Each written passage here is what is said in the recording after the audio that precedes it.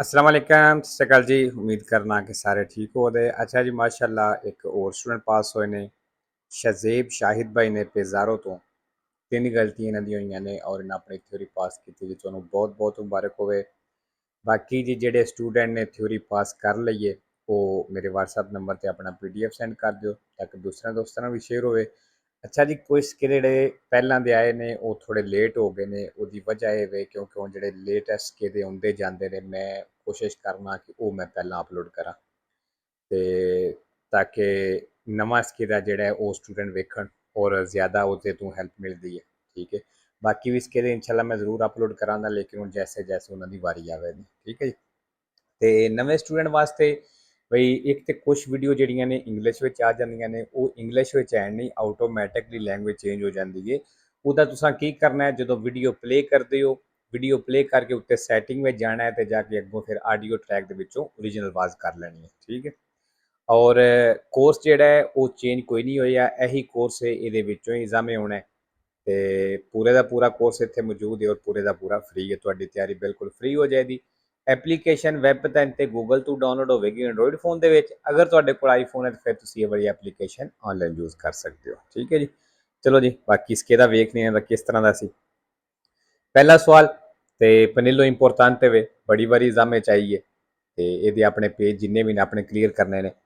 Il segnale raffigurato era ਨਿਸ਼ਾਨ ਦਿਖਾਇਆ ਗਿਆ prescrive ਕਹਿ ਰਿਹਾ di dare la precedenza ਬਈ ਹੱਕ ਦੇਣਾ ਜੇ ਨਹੀਂ sensi unici alternati sensi unici alternati ਦੇ ਵਿੱਚ ਵੇਰੋ ਕਿਉਂਕਿ ਇੱਥੇ ਅਸਾਂ ਹੱਕ ਦੇਣਾ। ਦੂਸਰਾ, ਇੱਕ ਤੇ ਜਾਲੋ ਕਲਰ ਵਿੱਚ ਬੋਰਡ ਆਇਆ ਹੈ, ਇਹ ਬੋਰਡ ਕਿੱਥੇ ਲੱਗਿਆ ਹੋਇਆ ਜਿੱਥੇ ਸੜਕ ਤੇ ਕੰਮ ਚੱਲ ਰਿਹਾ। ਠੀਕ ਹੈ ਜੀ, ਲੂਕਾ ਜਗ੍ਹਾ ਦਾ ਨਾਂ ਹੈ, ਤੁਸੀਂ ਲੂਕਾ ਜਾ ਸਕਦੇ ਹੋ, ਲੇਕਿਨ ਜਿਹੜੀਆਂ ਗੱਡੀਆਂ ਜਿਨ੍ਹਾਂ ਦਾ ਵਜ਼ਨ 7 ਟਨ ਤੋਂ ਜ਼ਿਆਦਾ ਹੈ ਉਹ ਡਾਇਰੈਕਟ ਲੂਕਾ ਨਹੀਂ ਜਾ ਸਕਦੀਆਂ। ਉਹ ਹੈ ਜਿਹੜਾ ਇੱਧਰ ਦੇਵੀਅਸੀ ਉਹਨੇ ਦੂਸਰਾ ਰਸਤਾ ਸਾਈਡ ਤੋਂ ਕੱਢ ਕੇ ਦਿੱਤਾ ਹੈ, ਉਧਰੋਂ ਦੀ ਜਾ ਸਕਦੀਆਂ। ਠੀਕ ਹੈ, il segnale raffigurato ਜਿਹੜਾ ਨਿਸ਼ਾਨ ਦਿਖਾਇਆ ਗਿਆ vieta il sorpasso agli autoveicoli ਕਹਿੰਦਾ ਹੈ ਗੱਡੀਆਂ ਨੂੰ ਓਵਰਟੇਕ ਕਰਨੇ ਤੋਂ ਮਨਾ ਕਰਦਾ ਹੈ। ਦੀ ਮਾਸਾ ਟੋਟਾਲੇ ਸੁਪਰੀਓਰੇ ਆ 7 ਟੋਨੇਲਾਤੇ ਜਿਨ੍ਹਾਂ ਦਾ ਵਜ਼ਨ 7 ਟਨ ਤੋਂ ਜ਼ਿਆਦਾ ਹੋਵੇ। ਫਾਲਤੂ ਦੀ ਓਵਰਟੇਕ ਦੀ ਗੱਲ ਨਹੀਂ ਕਰ ਰਿਹਾ ਨਿਸ਼ਾਨ। ਤੀਸਰਾ, la distanza di sicurezza ਕਹਿੰਦਾ ਜਿਹੜਾ ਫਾਸਤੀ ਫਾਸਲਾ ਹੈ dipende dalla presenza di veicoli ਕਹਿੰਦਾ ਇਹ ਗੱਡੀਆਂ ਤੇ ਮੌਜੂਦ ਜਿਹੜਾ ਡਿਪੈਂਡ ਕਰਦਾ ਹੈ ਕਿ ਸੇਗਵਨੋਂ ਜਿਹੜੀਆਂ ਪਿੱਛੇ ਨੇ, ਮਤਲਬ ਸਾਡੇ ਪਿੱਛੇ ਜਿਹੜੀਆਂ ਗੱਡੀਆਂ ਨੇ ਕਹਿੰਦਾ ਉਹਨਾਂ ਤੇ ਡਿਪੈਂਡ ਕਰਦਾ distanza di sicurezza falso।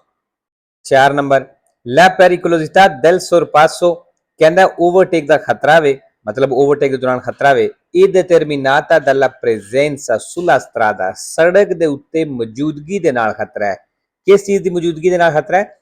ਦੀ delineatori normali di margine ਜਿਹੜੀਆਂ ਕਿਨਾਰੇ ਵਾਲੀਆਂ delineatori ਹੁੰਦੀਆਂ ਨੇ ਕਹਿੰਦਾ ਇਹਨਾਂ ਦੀ ਮੌਜੂਦਗੀ ਦੇ ਨਾਲ ਖਤਰਾ ਹੁੰਦਾ ਹੈ। ਫਾਲਸੋ ਇਹ ਤੇ ਹੁੰਦੀਆਂ ਕਿਨਾਰੇ ਤੇ ਨੇ। ਠੀਕ ਹੈ, ਅੱਛਾ ਜੀ, ਇਹ ਇਹਨਾਂ ਦੀ ਪਹਿਲੀ ਗਲਤੀ ਹੈ, ਇਹਨਾਂ ਵੇਰੋ ਕੀਤੀ ਹੈ ਲੇਕਿਨ ਫਾਲਸੋ ਨੇ। 5 number si devono usare gli indicatori di direzione ਕਹਿੰਦਾ ਲਾਜ਼ਮੀ ਡਾਇਰੈਕਸ਼ਨ ਵਾਲਾ ਇਸ਼ਾਰਾ ਇਸਤੇਮਾਲ ਕਰਨਾ ਹੈ quando ਜਦੋਂ partendo dal margine della carreggiata ਜਦੋਂ carreggiate ਦੇ ਕਿਨਾਰੇ ਤੋਂ ਚੱਲਦੇ ਹੋ ci si vuole immettere nella circolazione ਤੇ ਅਸੀਂ ਐਂਟਰ ਹੁੰਨੇ ਆ ਟ੍ਰੈਫਿਕ ਦੇ ਚੱਲਣੇ ਦੇ ਵਿੱਚ, ਉਦੋਂ ਕਹਿੰਦਾ ਲਾਜ਼ਮੀ ਡਾਇਰੈਕਸ਼ਨ ਵਾਲਾ ਇਸ਼ਾਰਾ ਇਸਤੇਮਾਲ ਕਰਨਾ ਹੈ ਵੇਰੋ। 6 number in presenza di un ferito in stato di shock ਕਹਿੰਦਾ ਜ਼ਖਮੀ ਔਰ ਸ਼ੌਕ ਦੀ ਹਾਲਤ, ਮਤਲਬ ਉਹਨੂੰ ਸ਼ੌਕ ਲੱਗਾ, ਸਦਮਾ ਲੱਗਾ। ਅਕੋਰੇ ਦਾਲੀ ਪਿਕੋਲੀ ਸਕਿਆਫੀ ਕਹਿੰਦਾ ਉਹਨੂੰ ਛੋਟੇ ਛੋਟੇ ਆਰਾਮ ਨਾਲ ਥੱਪੜ ਮਾਰੋ su guance ਗੱਲਾਂ ਦੇ ਉੱਤੇ, ਇਹ ਗਾਂਬੇ ਤੇ ਲੱਤਾਂ ਦੇ ਉੱਤੇ। ਫਿਰ ਰੀਅਤਿਵਾਰਲੀ ਲਾ ਸਰਕੂਲੇਸ਼ਨ ਦਾ ਸੰਗਵੇ ਖੂਨ ਦੀ ਜਿਹੜੀ ਗਰਦਸ਼ ਹੈ ਉਹਨੂੰ ਚਲਾਣੇ ਦੇ ਲਈ ਫਾਲਸੋ। ਅੱਛਾ ਜੀ, ਸੰਗਵੇ ਕੁਛ ਐਵੇਂ ਇਹ ਪੁੱਛ ਲੈਣਾ, ਇਹ ਨਿਸ਼ਾਨੀ ਐਵੇਂ ਮੇਰੇ ਖਿਆਲ ਨਾਲ ਸੈਂਪਰੇ ਫਾਲਸੋ ਤੇ 2 ਵੇਰੋ ਨੇ, ਲੇਕਿਨ ਪੁੱਛ ਲਵਿਆ ਜੇ। 7 number le sospensioni del veicolo ਕਹਿੰਦਾ ਜਿਹੜੇ ਗੱਡੀ ਦੇ ਸ਼ੌਕ ਨੇ, ਸ਼ੌਕਰ ਨੇ devono essere sostituite ਕਹਿੰਦਾ ਇਹਨਾਂ ਨੂੰ ਲਾਜ਼ਮੀ ਚੇਂਜ ਕਰ ਲੈਣਾ ਹੈ alla in circa ogni 30.000 kilometre ਕਹਿੰਦਾ ਤਕਰੀਬਨ ਹਰ 30,000 ਕਿਲੋਮੀਟਰ ਤੇ ਇਹਨਾਂ ਨੂੰ ਚੇਂਜ ਕਰ ਲੈਣਾ। ਫਾਲਤੂ ਜੀ ਇਹਦਾ ਕਿਲੋਮੀਟਰ ਨਾਲ ਕੋਈ ਤਾਲੁਕ ਨਹੀਂ। 8 number il segnale raffigurato preannuncia ਜਿਹੜਾ ਨਿਸ਼ਾਨ ਦਿਖਾਇਆ ਗਿਆ ਦੱਸ ਰਿਹਾ ਹੈ la presenza di un campo aviazione मतलब एक खुला जिहा ग्राउंड है। फालसो जी।